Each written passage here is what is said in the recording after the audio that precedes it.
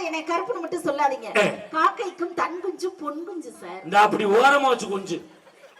என்ன பேச்சு எதிரணியில இருந்து வந்து சமூக ஊடகங்கள் சீரழிக்குதுன்னு பேசிட்டு போனாங்கன்னு உண்மையிலே சார் இந்த பட்டிமன்றம் வர்றதுக்கு காரணமா இருந்தது என்ன அவங்க பட்டிமன்றம் கொடுத்ததுதான் எப்படி புக் பண்ணாங்க? எப்படி புக் பண்ணாடா? போன்ல புக் பண்ணாங்க. அப்ப அது வந்து சீரழிக்கிறதா நடுவர் அவர்களே? உண்மையிலே இன்னைக்கு ரவிக்குமார் சார் ஈரோட்ல இருந்து வந்தாருல்ல, வரும்போது கார்ல தானே வந்தாரு. ஆமா, கார்ல லொகேஷன் போட்டு தானே வந்தாரு. எப்படி அது வந்து சீரழிக்கிறதா இருக்கும்? உண்மையிலே இதுல கூகுள் மேப் இருக்கு, அதுல போட்டோம்னா எந்த ஊருக்கு வேணாலும் ஒரு அம்மா வழி சொல்லுது. போன வாரம் நாகர்கோவில் பட்டிமன்றம் போனேன், எனக்கு அட்ரஸ் தெரியல, கூகுள் மேப்ல போட்டேன். ஒரு அம்மா உள்ளே இருந்து சொல்லுது, straight 20 kilometers, turn left 5 kilometers, turn right 2 kilometers. கரெக்டா முட்டு சந்தில கொண்டே விட்டுட்டு போயிட்டா மூதி. நான் இங்கே போய் பார்க்குறேன், முட்டு சந்தி இங்கிட்டு பார்த்தா சுடுகாடா இருக்கும். என்னடா பார்த்தா அந்த ரூட் சொன்ன பொம்பளை தூங்கிட்டா போல இருக்கு. இப்படி ஒரு அவஸ்தையில வேணாலும் மாட்டுவானா? அப்படி இல்ல சார், நீங்க ஒழுங்கா ரீசார்ஜ் பண்ணிருக்க மாட்டீங்க, சுவிட்ச் ஆஃப் ஆயிருக்கும். சுவிட்ச் ஆஃப் ஆகலைங்க, அது தூங்கிருச்சுங்கிறேன். ஆனா உண்மையிலே சார், உண்மையிலே இந்த சமூக ஊடகங்கள் என்றைக்குமே நல்லதுதாங்க பண்ணிருக்கு. உண்மையிலே பாருங்க, செல்போன் இருந்துச்சுன்னு வச்சுக்கோங்களேன், பஸ்ல நம்ம டிராவல் பண்ணும்போது அழகா ஹெட்செட் மாட்டிக்கிட்டு அப்படியே நீட்டா பாட்டை கேட்டுக்கிட்டு போயிட்டே இருக்கோம். அதுலயும் இந்த செல்போன்ல தானே உங்களை புக் பண்ணோம். ஆமா சார். இந்த செல்போன் வந்ததுக்கு அப்புறம், ஹலோ மேடம் எங்க வரீங்க, கரெக்டா சொல்றீங்கல்ல மேடம், இத்தனை மணிக்கு இங்க வந்திருக்க, எம்பி லாட்சிக்கு வந்திருக்க அப்படின்னு சொன்னான். ஆனா பிஎம் லாட்சி எம்பி லாட்சின்னு வந்தான்னு சொன்னான். மேடம் நீங்க இத்தனை மணிக்கு வந்திருக்க, எல்லாம் கரெக்டா அந்த செல்போன்ல தான் புக் பண்றோம். காலையில ஓகே சார் நான் கிளம்பிட்டேன் சார், 12 மணிக்கு மெசேஜ் போடுறான், எங்கள் அப்பா தான் செத்துட்டாவல்ல சார். என்னடான்னு பார்த்தா 500 ரூபா கூட கொடுக்கணும்னு என் பக்கத்தில் எவனோ ப்ரோக்ராம் புக் பண்ணிட்டான். இப்படி தெருவில் வர்றது இந்த செல்போனில் நடந்துக்கிட்டு இருக்கு. ஆனா உண்மையில நடுவர் அவர்களே, என்னைக்குமே செல்போன்னால எந்த பாதிப்பும் கிடையாதுங்க. அப்படிப்பட்ட செல்போன் வரும்பொழுது அதுல சினிமா பாடல்கள் கூட காதுக்கு கேட்க எப்படி தப்ப இனிமையா இருக்கும். எப்படி இருக்கும்? இரவுக்கும் பகலுக்கு இனி என்ன வேலையா இருக்கும்.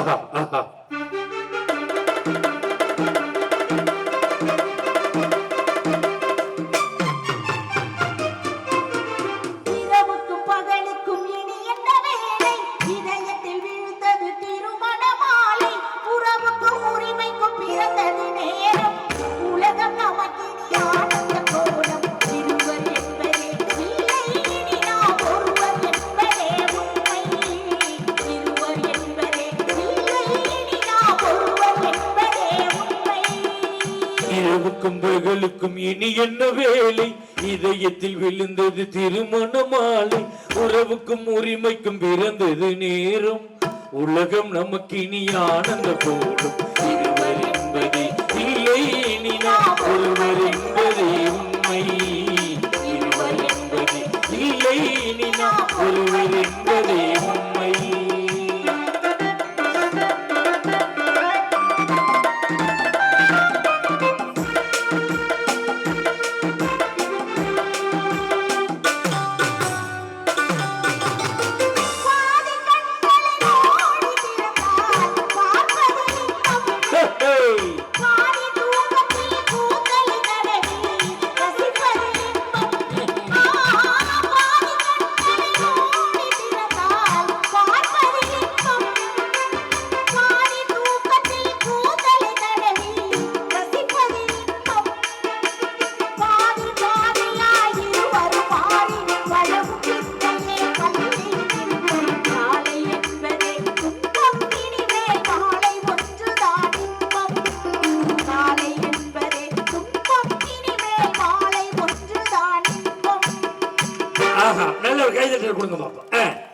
உண்மையிலே நடுவர் அவர்களே, ஒரு வாழ்க்கை எப்படி இருக்கணுங்கிறத அழகா இந்த கொரோனா காலத்துல ஸ்கூல் ஏதாவது இருந்துச்சா நடுவர் அவர்களே? ஸ்கூல்லாம் இருந்துச்சு, பள்ளிக்கூடம் நடக்கல.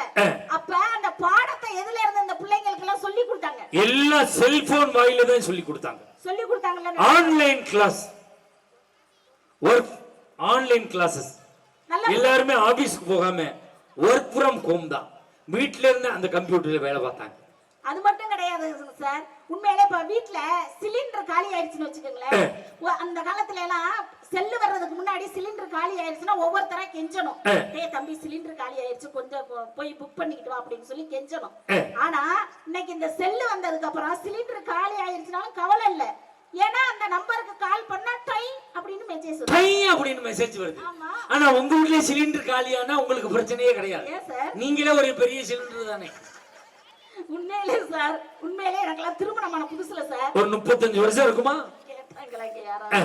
உண்மையிலே சார் எனக்கு திருமணமான புதுசுல எங்க அத்தா என்னை வாடினே கூப்பிட மாட்டார். ஏன்? இங்க வாடா அப்படிதான் கூப்பிடுவார். எல்லாம் வளருவான். கல்யாணம் ஆன புதுசுல கெஞ்சுவான். என் செல்லம், என் சிச்சு, என் சிச்சு. டீ குடிடி இல்ல சூச்சு குடி, உடம்பு கெட்டு போயிடும். ஒரு புள்ள உறக்கட்டும், ஒரு போண்டா வாங்கி தர மாட்டான்.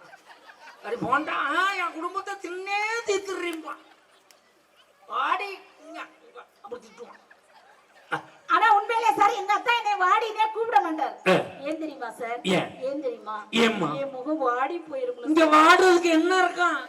உண்மையிலே நானும் பண்பாடு உள்ள பிள்ளைங்க. சொல்லிக்க. எங்க அப்பா வீட்டுல இருக்கும்பொழுது அப்படி கண்ணுக்கெல்லாம் மை போட்டு அழகா இருப்பேன் சார். மரியாதை பேசு. அழகா இல்ல அகலமா இருப்பேன்னு சொல்லு. என்னைக்கு எங்க அத்தா நான் திருமணம் முடிச்சேன்னா அன்னையில இருந்து கண்ணுக்கெல்லாம் மை போட மாட்டேன் சார். ஏன் தெரியுமா? அத்தான் கண்ணுக்குள்ள இருக்காரு, அவர் மூஞ்சில கரிய பூச முடியுமா? அடாடா புருஷன் பொண்டாட்டி எல்லாம் அப்படி இருக்கணும். அது மட்டும் கிடையாது சார். உண்மையிலே பாருங்க எங்க அப்பா வீட்டுல இருக்கும்போது எந்த ஒரு காபி டீனாலும் அப்படி சுட சுட ஆவி பறக்க பறக்க குடிப்பேன். என்னைக்கு எங்க அத்தா நான் திருமணம் முடிச்சேன்னா அன்னையில இருந்து எந்த ஒரு காபி டீனாலும் அப்படி ஆத்தி ஆத்தி ஆத்தி ஆத்தி ஃப்ரிட்ஜுக்குள்ள வச்சு அப்புறம் தான் சார் குடிப்பேன். அடியாத்தி ஏன்? அத்தா நெஞ்சுக்குள்ள இருக்கிறவங்கள சார் ஒரு சுற்றுமுல சார். ஏமா கொஞ்ச நேரத்துக்கு முன்னாடி கண்ணுக்குள்ள இருந்தாரு, எப்படி நெஞ்சுக்குள்ள வந்தாரு? அதான் சார் உள்ள பைபாஸ் ரூட்ல ஊடுருவி வந்திருப்பாரு. டோல்கேட் போடல போடுக்காத உடனே வந்துட்டாரு. உண்மையிலேங்க சார், நிலையான அன்புக்கு பிரிவில்லை, சொல்லாத சொல்லுக்கு அர்த்தம் இல்லை, தேடும் பாசத்துக்கு தோல்வி இல்லை. உண்மையான குடும்ப உறவுகளுக்கு அப்படி திரைப்பட பாட்டு எப்படி தெரியுமா சார் வந்து நிக்கும்? சென்றல் உறங்கிய போது திங்கள் உறங்கிய போதுமா சந்தோஷமா இருக்கு சார்.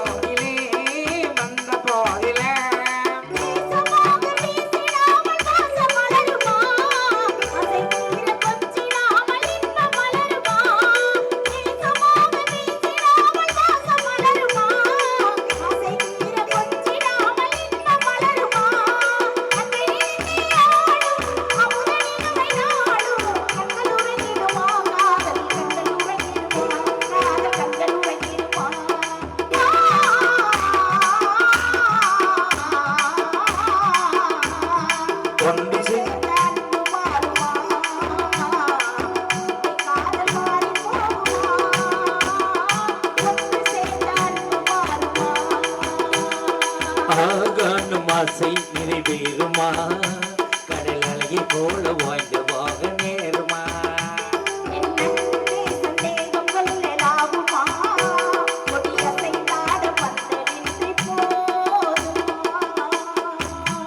தெப்ப கொள்ளத்துக்குள்ளே நான் மஞ்சள் கொடிக்கையிலே என்ன பகுதி சமைச்சான், அவன் பார்த்தாலே ரசிச்சான். நீ வெறுஞ்சோலையிலே நீ மூழ்கி குளிக்கையிலே என்ன பகுதி சமைச்சான், அவன் பார்த்தாலே ரசிச்சான். உண்மையிலே அருமையான குரல்கள். அதை ஒரு கை தட்டுங்க. நீங்க 4 படத்துல தானே பாடிட்டீங்க. நம்ம ஊருக்கு வந்துட்டியல்ல, 40 படத்துக்கு மேல பாடணும், 100 வயசுக்கு மேல வாழணும். என் மக்கள் சார்பா உங்களை வாழ்த்துறேன். நீ எத்தனை வயசு வாழணும் உன் பூசன்ட்ட போய் கேளு. நான் இருக்கும் முறை நீ வர வேண்டாம், எனக்கு பின்னால் 4 பேரை முடிச்சுட்டு வா. தம்பி நீ என்னோடு வந்து அங்கே வாசிக்க ஆள் தேவை.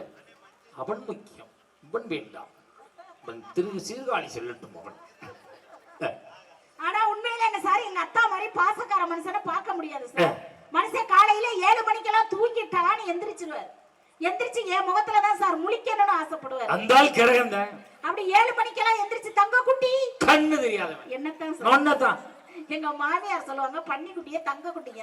அந்த அம்மா கண்ணு நல்லா தெரியும் போல. ஆனா பட் அத பத்தி நான் கேர் பண்றது இல்லையே. நீ கேரே பண்றது இல்லையே. எங்க கூந்தல தூக்கி முன்னாடி போடு பாப்போம். ஏன் சார் இதுக்கு என்ன சார் குறைச்சல்? என்ன இருக்கு குறைச்சலுக்கு? உங்க கூந்தல பாத்தியலா பொங்கலுக்கு வெள்ளை அடிக்கிற கட்டை பிரஸ் மாதிரி இருக்கு. அது பிசர் அடிச்சு போய் கிடக்கு. உண்மையிலே சார் தங்க குட்டினோனா அப்படியே ஜிங்கன அத்தா முன்னாடி போய் நின்னு யாத்தா டெய்லி காலையில 7 மணிக்கு என் முகத்திலே முழிக்கிறீங்களே அவ்வளவு பாசமானு கேட்டேன். அதுக்கு அவர் ஒரு வார்த்தை சொன்னாரு சார். அதெல்லாம் ஒண்ணும் கிடையாது, உன்னை உத்து பாப்பேன் இருட்டாயிருக்கும் நான் விடியலன்னு படுத்து தூக்கி வைக்கிறேன். இதுக்கு பேரு தான் விடியா மூஞ்சிக்கிறது. ஹலோ என்னதான் நான் விடியா மூஞ்சியா இருந்தாலும் கூட எங்க அத்தா வாழ்க்கை விடியறது என்னால. எப்படி தெரியுமா சார் விடியும்? பால் வண்ணா பருவம் கண்டு மாதிரி விடியும் பாருங்க.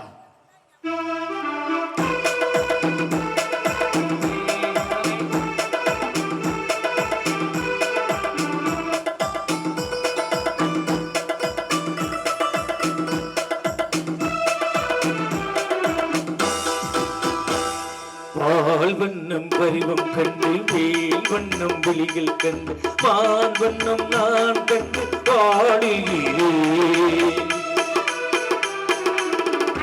வண்ணம் மங்கே கண்டு கை வண்ணம் இங்கே கண்டு வண்ணம் நோய் கொண்டு வாடுகிறேன்.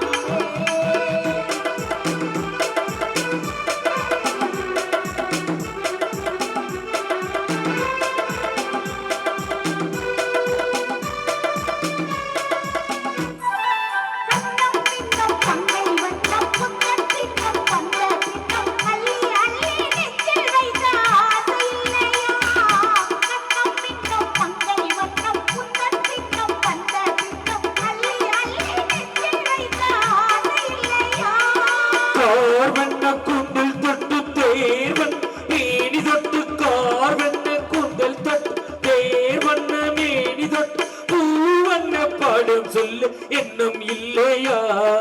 பால் வண்ணம் பருவம் கண்டு வேல் வண்ணம் விழிகள் கண்டு மான் வண்ணம் நான் கண்டு பாடுகிறேன். வண்ணம் அங்கே கண்டு கை வண்ணம் இங்கே கண்டு வண்ணம் நோய் கொண்டு வாடுகிறேன். சார் உண்மையிலே பாருங்க, ஒரு நேரம் பாருங்க அப்போலாம் கரண்ட் பில்லு கட்டலைன்னு வச்சுக்கோங்களேன், வந்து பீஸ் கேரியரை புடிங்கிட்டு போயிடுவாங்க.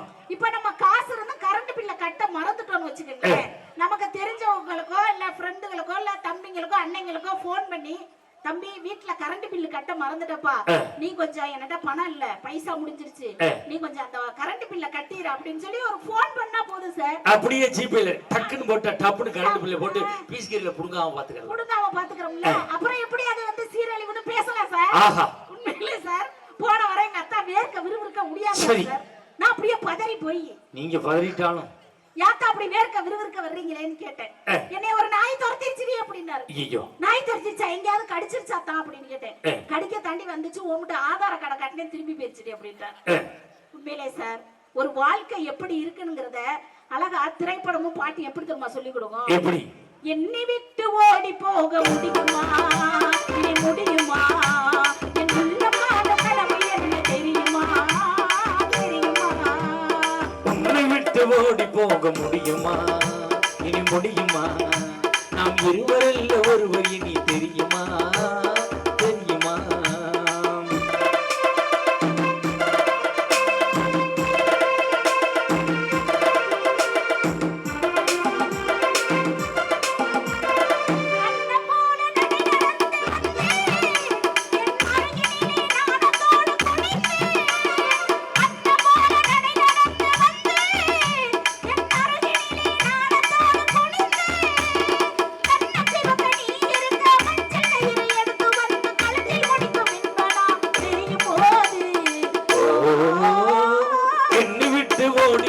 முடியுமா, இனி முடியுமா, நாம் இருவரில் ஒருவர் தெரியுமா, தெரியுமா.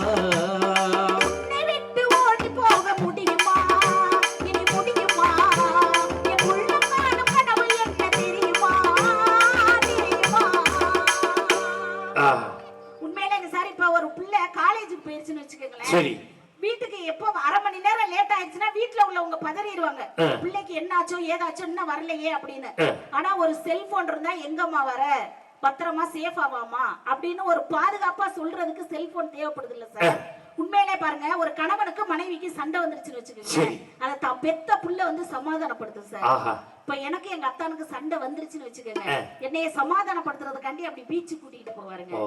அப்படி பீச்சு கூட்டிட்டு போய் அப்படியே அவர் மடியில சாய வச்சு என் தலைய வருடி விட்டு, இந்த நூடுல்ஸ் மண்டையவா 4 வரி கவிதை சொல்லுவார். வளருவான். அந்த வானம் தெரியவில்லை, அந்த நிலவு தெரியவில்லை, அந்த கடல் அலைகள் கூட தெரியல நீ செல்லம் அப்படின்னாரு. உடனே நான் கேட்டேன், அவளை அழகா இருக்க நாத்தா அப்படிங்கிறேன், அவளை அகலமா எல்லாத்தையும் மறைச்சுக்கிட்டு படுத்துட்டேடி அப்படின்ட்டு. நீ வந்ததுக்கு அப்புறம் எனக்கு இந்த பக்கமே தெரியலையே. என்னதான் இப்படி சிறு சிறு ஊழல்கள் பிரச்சனைகள் இருந்தாலும் கூட அது அழகா வளர்ந்த கலை மறந்து விட்டால் கேளடா கண்ணான்னு அந்த பாட்டு எப்படி தெரியுமா அந்த குடும்பத்தை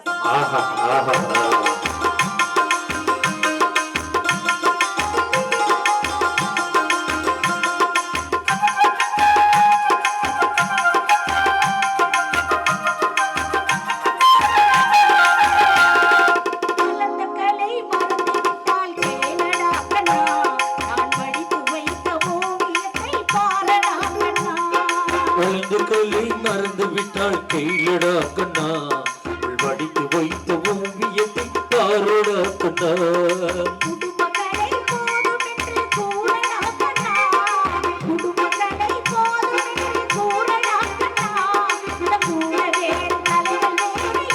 குழந்தை கொள்ளை மறந்து விட்டால் கையிலடா கண்ணா, படித்து வைத்த ஓவியத்தை பாரடா கண்ணா.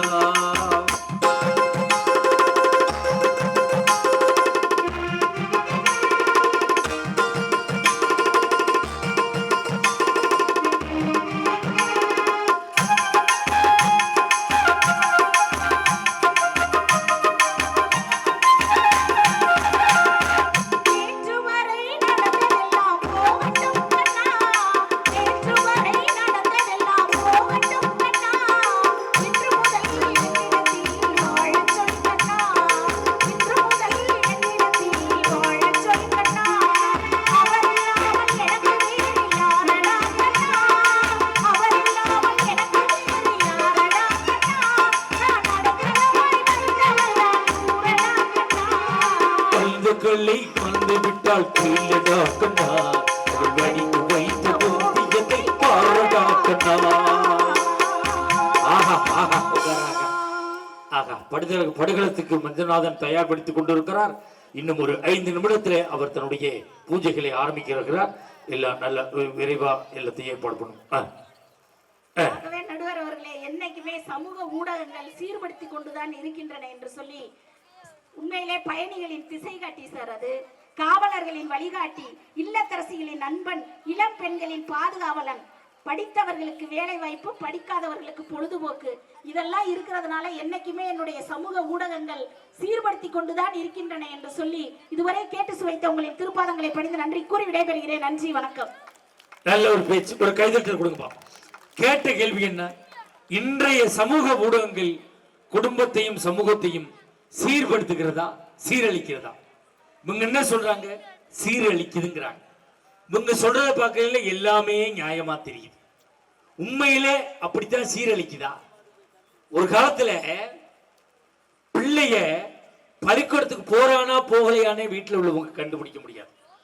வீட்டை விட்டு கிளம்பி பள்ளிக்கூடத்துக்கு போறோம்னு போட்டு சாப்பாடை பாதியில வச்சு சாப்பிட்டு எங்கேயாவது படுத்து கிடந்து எந்திரிச்சு வந்துருவான். ஆனா இன்னைக்கெல்லாம் அப்படி கிடையாது. விஞ்ஞான வளர்ச்சி. புள்ள ஸ்கூலுக்கு போனான்னா வீட்டுல ஆப்பிள் அட்டன்ஸ் போட்டு அனுப்புறான், உங்க ஸ்கூலுக்கு வந்திருக்கு வரல. அப்பே ஆப்சண்ட் போட்டோன்னு வீட்டுக்கு மெசேஜ் வந்தது, உங்க பையன் ஸ்கூலுக்கு வரல. பெற்றோர்கள் தெரிஞ்சுக்கிற முடியுது. இது விஞ்ஞான வளர்ச்சி இல்லைன்னு சொல்ல முடியுமா? உண்மைதானே சார்? இன்னைக்கு நம்ம ஒரு காலத்துல போய் பிள்ளைக்கு பர்த் சர்டிபிகேட் வாங்கணும், இல்ல டெத் சர்டிபிகேட் வாங்கணும், இல்லைன்னா கம்யூனிட்டி சர்டிபிகேட் வாங்கணும்னா பிஓட்டு போய் உட்காந்துருக்கணும். அதுக்கப்புறம் தாசில்தார் சொல்லி உட்காந்துருக்கணும். அதுக்கப்புறம் ஆர்ஐ கிட்ட போய் உட்காந்துருக்கணும். அதுக்கப்புறம் தாசில்தார்கிட்ட போய் உட்காந்துருக்கணும். இப்படி ஒவ்வொருத்தரையா சுத்தி போய் நின்றுகிட்டு இருக்கணும். இன்னைக்கெல்லாம் அப்படி கிடையாது. நெட் சென்டர்ல போய் நம்ம டீடைல நெட் சென்டர்ல பதிவு பண்ணி விட்டோம்னா அதே ஃபார்வேர்ட் ஆகி விஏஓக்கு போகுது. அவர் அதை ஓகே பண்ணி விட்டான்னா அவர்கிட்ட ஃபார்வேர்டு ஆகி ஆர்ஐ கிட்ட போகுது. ஆரை ஃபார்வர்ட் பண்ணி விட்டார்னா சோனல் டிடி கிட்ட போகுது. அந்த சோனல் டிடி ஃபார்வர்ட் பண்ணி விட்டார்னா தாசில்தார்கிட்ட போகுது. தாசில்தார் ஃபார்வர்ட் பண்ணிட்டார்னா நம்மளுக்கு நெட்ல நம்மளுடைய கம்யூனிட்டி சர்டிபிகேட் லோட் ஆயிடுது. நம்மளே டவுன்லோடு பண்ணி எடுத்துக்கலாம். உண்மையிலே இது விஞ்ஞான வளர்ச்சி இல்லைன்னு சொல்ல முடியுமா? இப்ப அந்த நம்ம அப்ளை பண்ண அந்த அப்ளிகேஷன் எந்த இடத்துல இருக்கு, எந்த ஸ்டேட்டஸ்ல இருக்குங்கிறத நம்ம ஓடிபில போட்டு பார்த்தோம்னா தெரியும். ஆரை இன்னும் பாஸ் பண்ணல, தாசில்தார் இன்னும் பாஸ் பண்ணல அப்படிங்கிறத வீட்டுல உட்கார்ந்தே தெரிஞ்சுக்கிற முடியுது. இது உண்மையிலே இது விஞ்ஞான வளர்ச்சி இல்லைன்னு சொல்ல முடியுமா? சுனிதா வில்லியம்ஸ் விண்வெளிக்கு போனாங்க. விண்வெளிக்கு போனது நம்மளுக்கு தெரியுமா? நம்ம சின்ன தாமகளா, பெரிய தாமகளா, நம்ம சொந்தக்காரியா? ஆனா சுனிதா வில்லியம்ஸ் விண்வெளியில போய் 9 மாத காலம் தங்கி இருந்தாங்க. அவங்க அங்க எப்படிலாம் ஆராய்ச்சி பண்ணாங்க, உணவு எப்படி சாப்பிட்டாங்க, மாத்திரை சாப்பிட்டு வாழ்ந்தாங்களே, இதையெல்லாம் நம்மளால எப்படி தெரிஞ்சுக்க முடியுது? இந்த டிவி என்று சொல்லக்கூடிய ஊடகங்கள் மூலியமாக நம்மளால் தெரிஞ்சுக்க முடியும். இப்ப நம்ம நாட்டுக்கும் அண்டை நாட்டுக்கும் ஒரு மிகப்பெரிய ஒரு போர் வர ஆரம்பிச்சது. அந்த போர் நடக்க போகுது. இன்னைக்கு என்ன நிலவரம் நடக்க போகுது அப்படிங்கிறத எப்படி தெரிஞ்சுக்கிட்டோம்? இந்த தொலைக்காட்சியில செய்தி வாயிலாக, நம்ம செல்போன் வாயிலாக தெரிஞ்சுக்கிட்டோம். இல்லைன்னு சொல்ல முடியுமா? உண்மையிலே அது எல்லாரும் தெரிஞ்சுக்கிறதுக்கு நம்மளுக்கு ஒரு உதாரணமா இருந்தது நம்ம செல்போனும் டிவியும் தான். இல்லைன்னு சொல்ல முடியுமா? இன்னைக்கு ஒரு காலத்துல கால்குலேட்டர் தனியா வச்சிருந்தோம் கணக்கு போடுறதுக்கு, போட்டோ எடுக்கிறதுக்கு போட்டோ தனியா, கேமரா தனியா வச்சிருந்தோம். தூரத்துல போகணும்னா லைட் தனியா வச்சிருந்தோம், சார்ஜர் தனியா வச்சிருந்தோம். ஆனா இன்னைக்கெல்லாம் அப்படி கிடையாது. போனுக்குள்ளே எல்லாம் வந்துருச்சு. கால்குலேட்டர் வேணுமா, கால்குலேட்டர் போட்டு பார்க்கலாம். திடீர்னு லைட் வெளிச்சம் வேணுமா, செல்போன்ல டார்ச் லைட் இருக்கு. திடீர்னு போட்டோ எடுக்கணுமா, அதிலே பார்த்துக்கலாம். திடீர்னு மேப் பார்க்கணுமா, அதிலே பார்த்துக்கலாம். பேங்க்ல போய் பணம் போட வேண்டியதில்லை, பேங்க்ல போய் லைன்ல நின்று பணம் எடுக்க வேண்டியதில்லை. கூகுள் பேயில டக்குன்னு தட்டுனா, இந்த 20,000 கௌதமி உன் சம்பளம், இந்த ராணிக்குமார் உனக்கு 18,000 சம்பளம், இந்த உமாநாத் உனக்கு 23,000 சம்பளம் போட முடியுது. போட்டு இதிலே பார்க்குறோம். பணம் ஒருத்தன் போட்டானா போடலையா, அவ்வளவு பெரிய வளர்ச்சி வந்துருச்சு இந்த செல்போன்ல. இது எப்படி இந்த ஊடகம் மோசம் சொல்ல முடியும்? யோசிச்சு பாருங்க பார்ப்போம். ஆனா அன்னைக்கெல்லாம் அவ்வளவு தூரம் சிரமப்பட்டான். இன்னைக்கு பாருங்க எவ்வளவு வளர்ச்சி. அன்னைக்கு நான் ட்ரெயின்ல போய்கிட்டு இருக்கேன், ஒருத்தன் பிச்சை எடுத்துக்கிட்டு வந்தான். தாய் தந்த பிச்சையிலே வந்தேன் ஐயா, நான் சில்லறை இல்லை. சில்லறை தானே இல்லை, இந்த அருக்கு ஆப்பு இதில் டவுன்லோட் பண்ணி போட்டு விடு கூகுள் பேல அப்படிங்கிறேன். அப்புறம் எங்கே நான் போடாமல் இருக்குது பசுனை அப்படின்ட்டு நான் பட போய்க்கிறேன். அப்போ இன்னைக்கு அந்த அளவுக்கு வளர்ச்சி வந்துருச்சு, விஞ்ஞான வளர்ச்சி, அறிவியல் ஊடகம். உண்மையிலே இன்னைக்கு எவ்வளவு பெரிய மாற்றம். அவங்க சொன்னாங்க 2 வருஷம் கொரோனாவில் பள்ளிக்கூடம் கிடையாது, பிள்ளைகள் பள்ளியில் சென்று படித்தார்களா?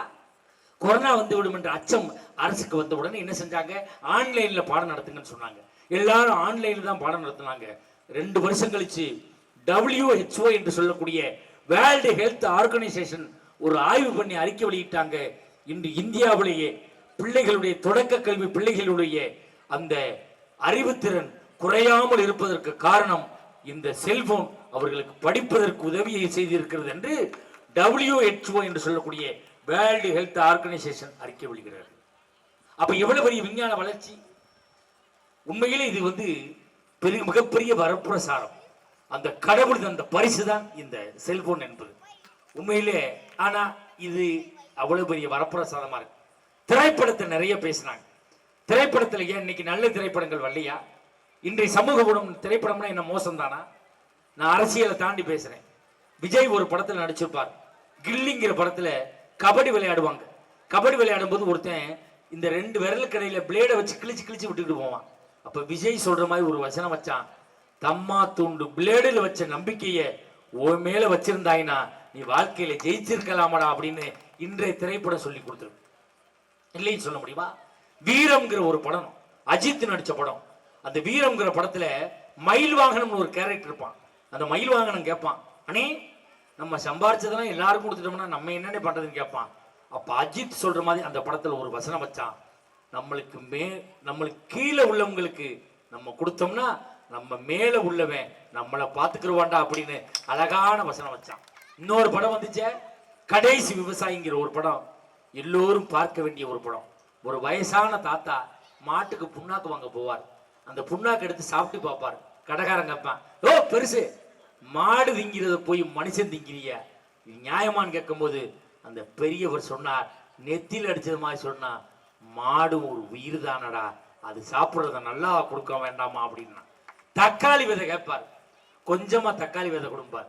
ஏன் பெருசும்மா, இந்த தக்காளி விதையை போட்டு தக்காளி செடி வளர்த்து அதில் தக்காளி வந்ததுக்கு அப்புறம் அதில் விதை எடுத்து நான் நிறைய தக்காளி பயிர் பண்ணுவேன்னு சொல்லும்போது அந்த கடைக்காரன் சொல்லுவான், பெருசு எந்த காலத்தில் இருக்க, இதெல்லாம் விதை இல்லாத தக்காளி, நீ திருப்பி விதை வேணும்னா என்கிட்ட வந்துதான் ஆகணும் அப்படிம்பான். அதுக்கு பெரியவர் கேட்பாரு, யாரா அந்த வேலையை செஞ்சவன், எல்லாம் கார்பரேட் கம்பெனிக்காரன் தயார் பண்ணி அனுப்புறான், அவன்கிட்ட தான் நீ திருப்பி விதை வாங்க போகணும்.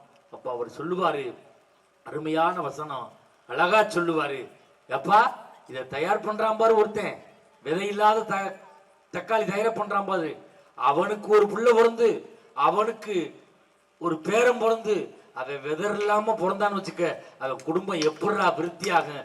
இப்படி போட்டு உருவிட்டியிலான கேட்கிற மாதிரி நெத்தில அடிக்க மாதிரி படங்கள் இன்றும் வந்து கொண்டுதான் இருக்கிறது. இல்லைன்னு சொல்ல முடியுமா? யோசிச்சு பாருங்க சார். இப்ப இந்த இடத்துக்கு நாங்க வந்து உட்கார்ந்துருக்கோம். விஞ்ஞான வளர்ச்சி. ஒரு 6 மாதத்துக்கு முன்னாடி எங்க ஊர்ல ஒரு 6வது படிக்கிற பையன் காணாம போயிட்டான். அந்த அம்மா அவனோட போட்டோவை வாட்ஸ்அப் குரூப்ல போட்டு விட்டாங்க. 1 மணி நேரத்துல அவனை புடிச்சு கொண்டாந்து வீட்டுல விட்டுட்டு போனாங்க. விஞ்ஞான வளர்ச்சி. அந்த அம்மாவை மறுமாசமே பார்த்தேன். பரவாயில்லையே, வாட்ஸ்அப்ல போட்ட உன் பையன் 1 மணி நேரத்துல வந்துட்டானே பய அப்படின்னு திட்ட ஆரம்பிச்சிச்சு. ஏமான்னு கேட்கிறேன். சார், இந்த மெசேஜை ஒவ்வொரு குரூப்புக்காக ஃபார்வர்ட் பண்ணி விடுறாங்க. இவன் பள்ளிக்கூடத்துக்கு கிளம்பி போக வேண்டியது அவங்க பிடிச்சி கொண்டாந்து வீட்டில் விட்டுட்டு போயிட முடியாது. 1.5 மாசம் அவன் பள்ளிக்கூடத்துக்கு போக முடியாம தூக்கிடுறான் சார். அப்படின்னு இந்த வேலையும் செய்யறவன் செஞ்சு விட்டுக்கிட்டு தான் இருக்கான். இந்த செல்போன்ல பேங்க் மேனேஜர் பேசுற மாதிரி ஒருத்தன் பேசுறான். ஹலோ, நான் பேங்க் மேனேஜர் பேசுறது, ஹெட் ஆஃபீஸ்ல இருந்து பேசுறது, உங்க ஏடிஎம் கார்டு ஃபாராயிடுச்சு, அந்த ஏடிஎம் கார்டில் பின்னாடி இருக்க 16 நம்பர் சொன்னீங்கன்னா நாங்கள் அதில் ஓட்டி போறோம்னு சொன்னீங்கன்னா எல்லா பணத்தையும் எடுத்துக்கிட்டு தெருவில் விடுறோங்கிறான். இவன் யாரு? இவன் ஏன் இந்த வேலை செய்கிறான்? இது விஞ்ஞான வளர்ச்சியா? உண்மையிலே நான் இன்று பேருந்தில் வருகின்ற பொழுது ஒரு கண்கூடான ஒரு காட்சியை கண்டேன். திருப்பத்தூர் பக்கத்துல, மதுரையிலேருந்து திருப்பத்தூர் பக்கத்துல ஒரு டோல்கேட்ல பஸ் ஏறுறேன். திருப்பத்தூர் பஸ் ஸ்டாண்டை விட்டு அந்த பஸ் வெளியில வரும்போது 3 பெண்கள் இடமில்ல கூட்டமா இருக்கு அப்படின்னு சொல்லி சார்ஜன் பஸ் ஸ்டாண்டை விட்டு வெளியில வந்து இறங்கினாங்க. இறங்கி அவங்க போயிட்டாங்க. பஸ் ஒரு 2 நிமிஷம் போச்சு. பஸ்ல உட்கார்ந்து ஒரு அம்மா பர்ஸை காணாம போயிருது. பர்ஸ் அடிச்சுட்டு இறங்கிட்டாங்க. இந்த பர்ஸ் அடிச்சுட்டு இறங்கிட்டாங்க. அந்த அம்மா செல்போன் வச்சிருக்கு, பணம் எல்லாம் அதெல்லாம் வச்சிருக்கு. நாகப்பட்டினம் போகணும் அந்த அம்மா. இன்னைக்கு நடந்த விஷயம். அந்த அம்மாட்ட கேட்கிறேன், ஏம்மா வீட்டு போன் நம்பர் தெரியுமா? செல்லுல தான் சார் இருக்கு. உன் போன் நம்பர் தெரியுமா? இல்லை சார், அதில் தான் சார் எழுதி வச்சிருக்கேன், எனக்கு எது படிக்கிறது என் பிள்ளை எழுதி கொடுத்து வச்சிருக்கேன். அந்த அம்மா நாகப்பட்டினம் வரைக்கும் என்ன அட்ரஸ் பண்ணணும் தெரியாம போய்கிட்டு இருக்கு. வீட்டுக்கு தகவல் சொல்ல முடியல. வீட்டுல இருந்து போன் பண்ணா சுவிட்ச் ஆஃப்னு வரும். அந்த அம்மா போய் சேர்றதுக்கு 8 மணி நேரம் ஆகும். ஆனா இவ்வளவு மோசமான நிலைமை வந்துருச்சு.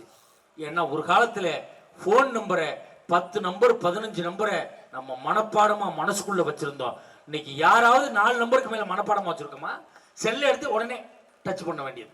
அதுவும் இப்ப ஃபிங்கர் பிரிண்ட் லாக் வைக்கிறான். ஒரு காலத்துல சாதா போன் இந்த அடுத்து போகணும், இது ஊட்டியை புரட்சி குப்புற விழுந்தாலும் 2 கலண்டு ஒன்னாலும் அப்படியே கலட்டி மாட்டி, ஹலோ நான் புரிஞ்சேன், நான் குப்புற விழுந்து எந்திரிச்சு இந்த பேசுறேன்னு பேசிக்கிட்டு. இப்ப அப்படி கிடையாது. இது விழுந்துச்சுன்னா சில்லா போச்சுன்னா ஒன்னும் தெரியுது. அதுலயும் இதுல வந்து பேட்டர்ன் லாக் போடுறான், நம்பர் லாக் போடுறான். இப்ப விழுந்து மல்லாக்க கிடந்து சீரியஸா கிடக்குறான். எவனுக்கு போன் பண்ண முடியல. எதுக்கு இது வைக்கிற? ஒரு பொம்பளை ஆள் இப்படிதான் பேஸ் லாக் போட்டு வச்சிருக்கு. Face lock. அந்த அம்மா ஃபேஸை பார்த்தா தான் அது ஓப்பனே ஆகும். ஃபேஸ் லாக் போட்டிருக்கு. திடீர்னு போய் வீட்டில் போய் வச்சிருக்கு, ஃபேஸ் லாக் ஓப்பன் ஆகல. இப்போ மேக்கப் பண்ண முடிய ஃபேஸ் லாக் வச்சு விட்டா மேக்கப்பை கலைச்ச உடனே அது ஓப்பன் ஆக மாட்டேங்குது. இப்போ பான் கழுவி இலவட்ட மாதிரியே பண்ணி வச்சிருந்திருக்கா. எப்படி ஃபேஸ் லாக் ஓப்பன் ஆகும்? இது பட்டிமன்ற பேச ஒருத்தி தான். மேக்கப் போட்ட முடிய போட்டா போட்டு வச்சிருக்கா, ஃபேஸ் லாக் எப்படி ஓப்பன் ஆகும்? கிளச்ச உடனே பான் கிளவி பார்த்த உடனே அவ்வளவு பெரிய சிக்கல் வந்துருச்சு. அப்ப என்ன இவ்வளவு சிக்கல் இருக்கு, இவ்வளவு பிரச்சனைகளும் இருக்கு. அப்ப எப்படி தீர்ப்பு சொல்றது? இன்றைய சமூக ஊடகங்கள் சமூகத்தையும் குடும்பத்தையும் சீரழிக்கிறதா சீர்படுத்துகிறதா? ஒண்ணு இல்ல. இப்ப நம்ம ஊர்ல கொசு நிறைய கடிக்குதுன்னு வச்சுங்களேன்.